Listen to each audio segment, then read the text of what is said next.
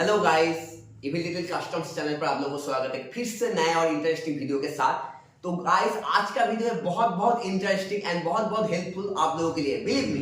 तो आज का सवाल सुनोगे, तो ये सवाल चलो सौरभ आप ही करो। नमस्ते दोस्तों, मैं मिस्टर सौरभ सरकर हूँ।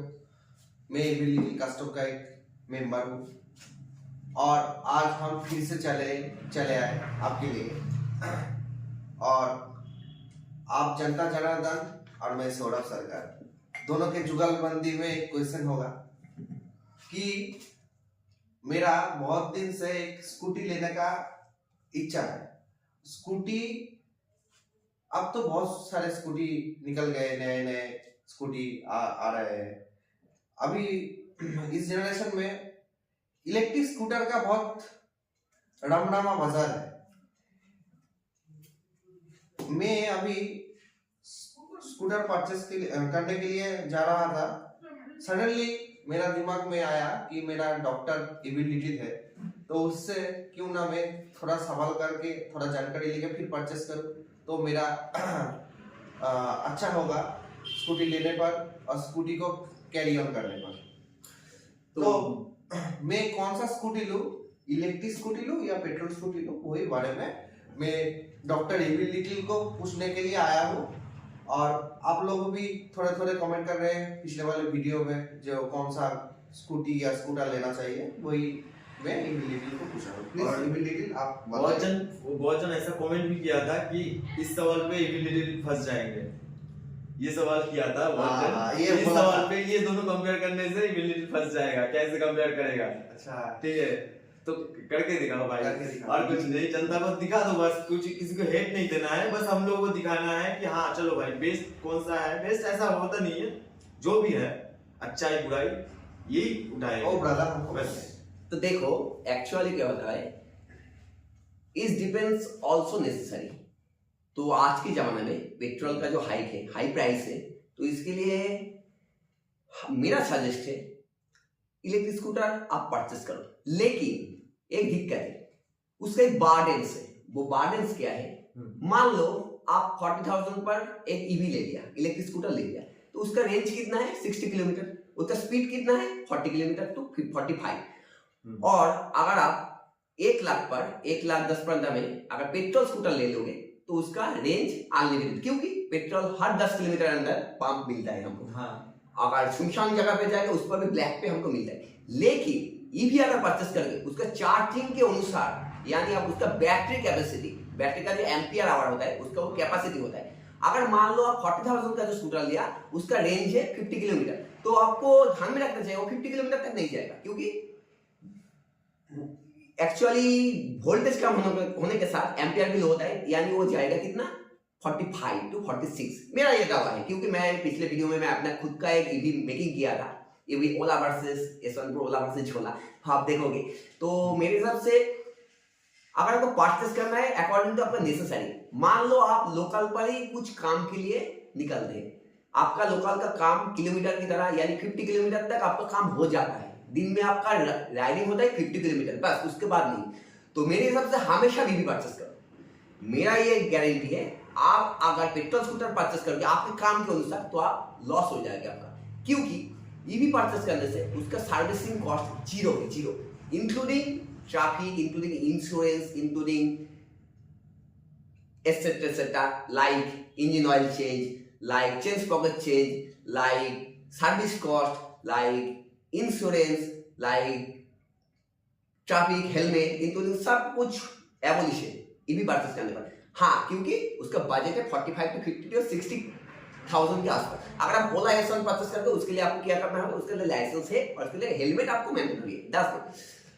अगर आपका काम है 100 किलोमीटर के आसपास, लाइक एमआर मेडिकल रिप्रेजेंटेटिव, जो दिन में 100 किलोमीटर 150 किलोमीटर के आसपास लोड लेके कोई काम में अगर है, हाँ, तो इसलिए मेरा हिसाब है उसके लिए बाइक, माइलेज वाला बाइक बेस्ट, यानी 100 सीसी से लेके 150 सीसी तक, उसके ज्यादा नहीं, 160 दैट्स द इनफ। क्योंकि अगर आप 40 किलोमीटर पर लीटर अगर माइलेज आप ले लोगे, तो उसके लिए आपको 1 लीटर 100 का आपको परचेस करना पड़ेगा। 100 का यानी 100 का सभी पेट्रोल भरते हैं अपने टैंक पर, 1 लीटर 110 में होता है। लेकिन वो बाइक लेके आप इधर उधर जा सकते हो, लेकिन अगर ईवी परचेस करोगे तो नहीं जाएगा। 40 किलोमीटर जाके बंद हो जाएगा। आप चार्जिंग करने में आपका वक्त लगेगा 5 से 6 घंटे, तो उसके लिए कौन आपको चार्जिंग करेगा, आपका काम कैसे होगा? तो अच्छा मिस्टर लिटिल भैया, मेरे लिए मैं क्या लूं? मैं तो मेरा खुद का शहर में काम करता हूँ। मेरा खुद का शहर में मेरा छोटा मोटा काम है, यही दुकान जाना, यही घर आना, यही माल सप्लाई करना, छोटा छोटा है मेरा। अराउंड शहर में ही मेरा काम होता है। लगभग कितने किलोमीटर?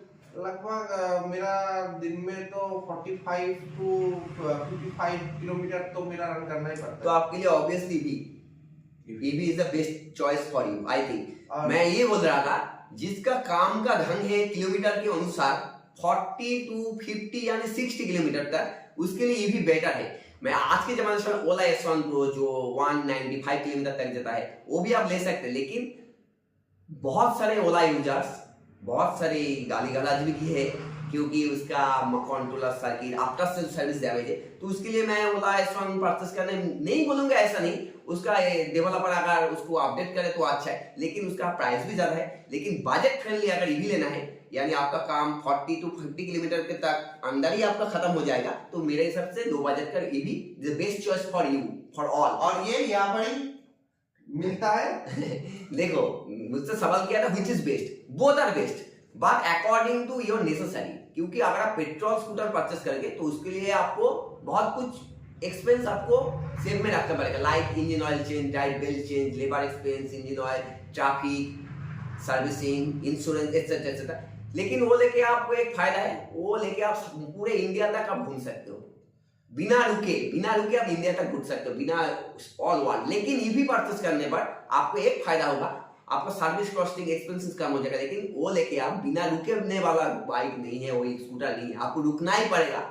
भैया बोलना चाह रहे हैं आपको रुकना पड़ेगा, आपका सराउंडिंग में आप चल सकते हो, घूम सकते हो, फिर सकते हो। मानो आपका 100 किलोमीटर का कोई काम है। और वैसे उस दिन एक मतलब जोमेटो में एक लड़का कमेंट किया था कि मैं जोमेटो में काम करता हूँ, मैं ईवी लूं या पेट्रोल स्कूटी लूं, क्या मेरे लिए बेस्ट होगा? मैं अभी भी इस सवाल का मैं एक ही आंसर दे रहा हूँ। जो कोई भी ईवी परचेस करना चाहेंगे यानी पेट्रोल स्कूटर भी परचेस करना चाहोगे, वो परचेस करें उसके काम के अनुसार। क्योंकि मानो आप घूमने कब जाते हो, सालों में 2 बार, और सारे दिन तो हर दिन तो आपने लोकल पे मूव करते हो, तो इसलिए आपको ईवी इज द बेस्ट। क्योंकि अगर मान लो आपका 60 किलोमीटर तक आपका काम खत्म हो जाएगा, दिन में कोई 60 किलोमीटर चला नहीं तो भी मैं मान लेता हूँ 60 किलोमीटर तक आपका काम है, तो इसके लिए ईवी इज द बेस्ट। अच्छा, आप बोलना चाह रहे हैं ईवी मेरा सराउंडिंग एरिया के एकदम बढ़िया होगा। और जो एमआर या सेल्स कैटेगरी टाइप्स वर्क करते हैं उसके लिए ईवी नहीं लेना, उसके लिए क्या लेना मिस्टर लिटिल? मेरे से ऑब्वियसली पेट्रोल स्कूटर परचेस करना। जो स्कूटर कैटेगरी, देखो ये स्कूटर कैटेगरी मैं इसलिए बोल रहा हूँ ताकि अपने घर में बीवी बच्चे हैं, लेडीज है, वो भी इंक्लूडिंग चला सकते। लेकिन एमआर यानी कोई दूसरा वाला काम करते, सेल्स वाला, अगर राइडिंग वाला, उसके लिए बाइक है ना। वो आज के जमाने में इलेक्ट्रिक बाइक भी आ रहा है, ओला जो रोस्टर निकल रहा है, अल्ट्रा वायलेट भी है। लेकिन मैं इसलिए छोटा वीडियो इसलिए कर रहा, देखो देव का कोई खत्म नहीं होता, देव इज देव, नॉलेज इज नॉलेज, एक से बढ़कर एक नॉलेजेबल पर्सन आपको नॉलेज देगा। लेकिन मेरा ये छोटा वाला नॉलेज इसलिए मैं दे रहा हूँ ताकि मान लो हम मिडिल क्लास फैमिली से बिलोंग करते हैं, मिडिल क्लास फैमिली से, उसके लिए 1.5 लाख 2.5 लाख का परचेस करना एक्चुअली मेरे हिसाब से हाई रेंज हो जाएगा। सबके बस की बात नहीं। तो मेरे हिसाब से छोटा वाला बाइक अगर परचेस करोगे, किसी का सोच है 20,000 में सेकंड हैंड परचेस कर लूंगा फिर मैं काम पे लग जाऊंगा, ये गलत सोच है मेरे हिसाब से। 20,000 का अगर बाइक या स्कूटर आप परचेस भी कर लो, लेकिन उसका खर्चा कौन भरेगा? आपके जेब से ही होगा। लेकिन 20,000 या 30,000 15,000 आप डाउन पेमेंट करके एक बजट फ्रेंडली ईवी ले लोगे, वो काम आप आसानी से उठ जाएगा, आप हासिल हो जाएगा। और सबसे महत्वपूर्ण बात ये है, गर्मी के मौसम पर कोई अगर जैम वगैरह पे आप रुकोगे तो पॉल्यूशन से आप आंख भी जल जाता है, ये आप फॉलो भी किया तो ये ग्लोबल वार्मिंग का और थोड़ा सा पॉल्यूशन के लिए उसको कंट्रोल करने के लिए EV eco friendly but EV is not eco friendly. मैं इसका भी थोड़ा सा नॉलेज आप लोगों को दे रहा हूँ। बताओ मेरा नॉलेज नहीं है। EV is not eco friendly. आज के जमाने पर जो बैटरी यूज होता है ईवी मेकिंग करने के लिए, लिथियम कैडमियम, 5 तरह का लिथियम बैटरी प्रोडक्शन होता है, Fe, कैडमियम। तो वो वाला यूज करने से बहुत सारे पॉल्यूशन होता है। और दूसरा पॉल्यूशन होता है क्या, दिस इज नॉन बायोडिग्रेडेबल, यानी मिट्टी के साथ नहीं मिलता है। जो लिथियम है ना, नहीं मिलता है। लोगों में मीथ फैला हुआ है कि बहुत EV is eco-friendly। No EV does not, EV is not eco friendly। आप समझ रहे हैं? EV is not eco friendly, this is गलत थिंकिंग है आप लोगों का। क्योंकि 2 टाइप्स का बिग पॉल्यूशन है। नंबर 1, EV को चार्जिंग देने पर जो इलेक्ट्रिक इंड्यूस करना पड़ता है, उसके लिए कोल को इग्नाइट करना पड़ता है। इलेक्ट्रिक इंड्यूस करने पर कोल को इग्नाइट किया जाता है। नेशनल थर्मल पावर प्लांट फराक्का में आप जाओगे तो आपको देखा स्टीम इंजन के साथ टरबाइन को मूव होके इलेक्ट्रिक इंड्यूस होता है। तो जितने सारे कोल के इंड्यूस करना पड़ता है, वो अब हमारे वेदर पर बहुत सारे CO, HCl, CO2, carbon monoxide, तो जितना सारे पॉल्यूशन होता है, this is more than ignite engine I think. And तीसरी बात ये है, इसको अगर आप टोटली पॉल्यूशन लेवल हटाना चाहते हो तो आप मेरे से साइकिल ले लो। मेरे साथ साइकिल लेके आपका खुद का व्यायाम भी होगा, हेल्थ भी अच्छा रहेगा, इको फ्रेंडली होगा। मेरे हिसाब से cycle is the best. But That is just a joke. Just a joke, this is not joke, this is upcoming future I think. But आप OH सेल बैटरी लोगे, OH सेल बैटरी का मतलब मैं आप लोगों को नेक्स्ट वीडियो पर सिखाऊंगा, क्योंकि बैटरी का क्राइटेरिया होता है। OH सेल होता है, ट्राई सेल होता है, लिथियम आयन होता है, लिथियम पॉलीमर होता है। कौन सा बैटरी अच्छा है मैं आप लोगों को बोलूंगा। अच्छा भाई, और डिप में नहीं जाने का। हाँ, तो आज इस वीडियो में सराउंडिंग एरिया के लिए क्या है और अदर फील्ड सर्विस लोगों के लिए क्या है, बस सराउंडिंग एरिया में, सराउंडिंग एरिया में आपको लेना है तो ऑब्वियसली EV परचेस करो, इलेक्ट्रिक स्कूटर परचेस करो। अगर लॉन्ग ड्राइव पर जाना है आप काम हो तो पेट्रोल स्कूटर ही परचेस करो, जो स्कूटी सेगमेंट है। मैं इसलिए बोला स्कूटर सेगमेंट आज का टॉपिक है। तो गाइस होप मेरा ये छोटा सा बाइक का अलग है ना, बाइक का पूरा अलग है, थोड़ा सा नॉलेजेबल वीडियो आप लोगों के लिए बहुत बहुत हेल्पफुल रहेगा। तो कीप वाचिंग नेक्स्ट वाला पार्ट। उस पार्ट में मैं दिखाऊंगा बैटरी का अंतर, कौन सा वाला बैटरी कैसे कैसे काम करते हैं। तो चलो कीप वाचिंग, स्टे ट्यून्ड। अच्छा रहिए, खुश रहिए और आगे वाला वीडियो देखते रहिए। और ये वीडियो शेयर करना मत भूलिएगा। और वो बंदा जो जिसने बोला था कि ये मतलब ये प्रॉब्लम सॉल्यूशन नहीं होगा, अरे भाई एक से एक प्रॉब्लम का सॉल्यूशन है हमारे एबिलिटी के पास। एक से एक कुछ भी बोलो भाई, हम लोग कर देंगे, कोई दिक्कत नहीं भाई। तुम बस बोलते रहो, हम लोग कर, और आप लोग और अगर देखना भी है तो हम लोग करके दिखाएंगे, वो बात नहीं है। आप लोग पूछो, हम लोग करके दिखाएंगे, ऐसा कोई बात नहीं है।